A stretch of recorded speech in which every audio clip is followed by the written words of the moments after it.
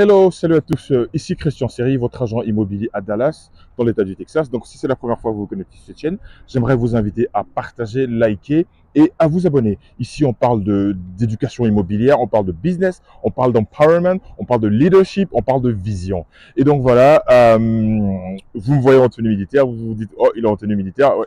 Aujourd'hui, j'ai mis ma veste militaire. On va parler d'un sujet qui concerne les avantages des militaires. C'est super important. Mais avant ça, j'aimerais vous informer que le 5 octobre, au Palm Club à Abidjan, je serai pour une conférence business sur l'immobilier où je vais partager les stratégies gagnantes en immobilier. On aura beaucoup d'experts, des notaires, des gens de la banque, des experts en foncier, tout ce qui est ACD. Et on va essayer de partager de la connaissance. Ce sera un moment de networking. On était à Abidjan en 2022, en 2023, donc on y retourne par Business Apéro Christ à Abidjan, la 3e édition. C'est une plateforme où on réveille, on encourage l'entrepreneur qui est en nous. Donc voilà, pour ceux qui sont intéressés, qui sont effectivement dans le domaine de l'immobilier ou ceux qui sont vraiment intéressés par ce domaine-là, venez qu'on partage, venez qu'on se rencontre et qu'on partage et qu'on puisse avancer ensemble pour le bien de la Côte d'Ivoire, de l'Afrique et vraiment de tous les frères qui sont et de toutes les sœurs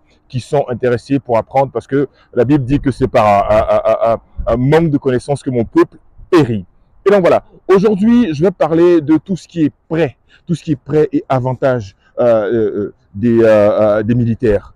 Ici, aux États-Unis, les avantages que les militaires ont sont différents de certains pays en Europe ou en Afrique. Et je voulais vraiment en parler parce que c'est super important. C'est super important de partager ce qu'on appelle les best practices. Il y a des avantages que les militaires, les soldats américains qui ont servi, ce qu'on appelle les vétérans, qui ont servi dans l'armée, il y a des avantages dont ils bénéficient concernant l'habitation et concernant le logement. Et donc voilà, j'aimerais partager ça avec vous. Je ne sais pas comment ça se passe au Gabon, en Côte d'Ivoire, au Sénégal, au Mali, au Burkina, au Togo et tout ça à Madagascar. Je ne sais pas comment est-ce que les militaires, au niveau de leur logement, comment ça se passe. Pour la petite expérience que j'ai, je sais qu'en Côte d'Ivoire, par exemple, les policiers, les gendarmes et les militaires, ils ont droit à ce qu'on appelle la maison baillée.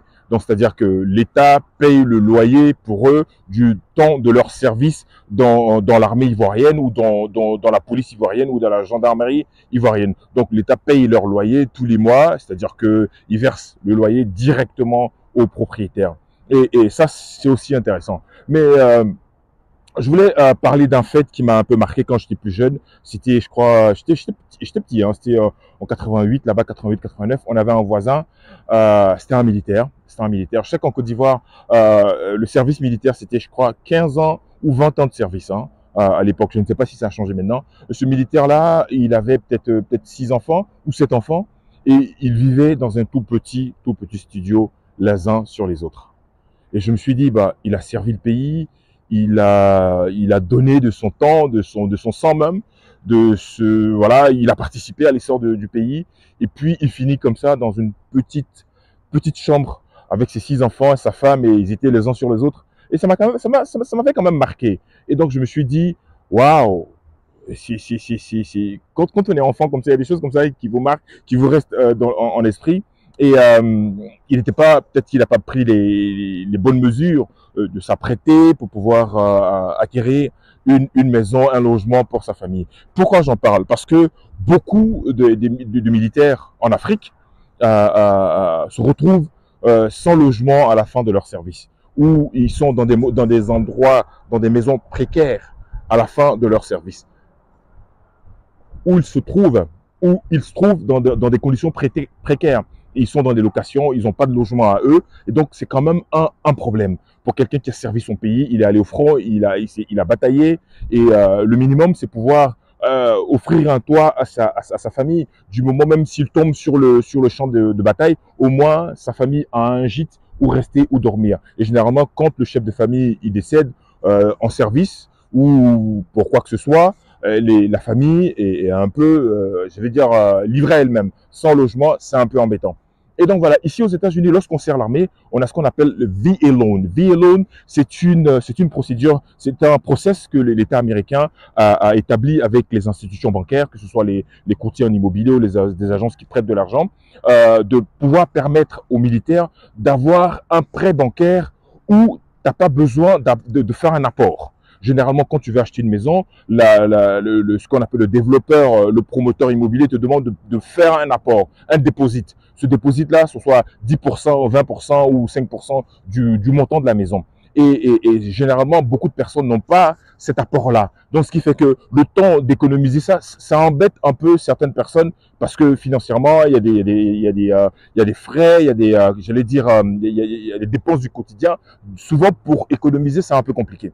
Donc, ce qui fait que les militaires ici aux États-Unis, ils peuvent prendre un prêt où ils n'ont pas d'apport à apporter pour avoir cet argent-là. Admettons que la maison coûte 450 000 $ ou bien 350 000 $. La banque lui prête cet argent-là. Il n'y a pas d'apport.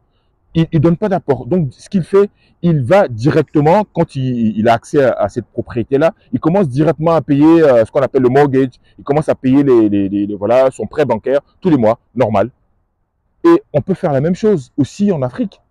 On peut dans nos États, parce que beaucoup, en ce moment, les militaires sont mis à rude preuve dans certains pays d'Afrique. Beaucoup de pays même, il y a des terroristes, il y a la protection des frontières, il y a tout ce qui est le contexte international qui fait que les militaires sont beaucoup sur le front. Il y a beaucoup qui partent et sans même laisser un toit à leur famille, à leur progéniture, à leur femme. Donc, si certains États, je ne sais pas comment ça se passe dans vos pays, au Mali, au Sénégal, au Congo, à Kinshasa, au Gabon, à Madagascar, comment est-ce que le militaire a accès au logement? Donc, ce sont des pratiques que les États peuvent instaurer avec ces institutions bancaires-là pour permettre aux militaires d'accéder aux prêts bancaires ou pour acheter une maison avec zéro apport. Ça peut se faire. Si une maison coûte, on va dire, 40 millions ou 30 millions, la banque prête directement les 40 millions au militaire qui est en service ou qui a servi son pays afin de pouvoir accéder à la propriété. Et quand c'est comme ça, dès qu'il a le prêt et dès qu'il rentre dans la maison, il commence tout de suite à payer ce qu'on appelle son mortgage, il commence à payer ses mensualités.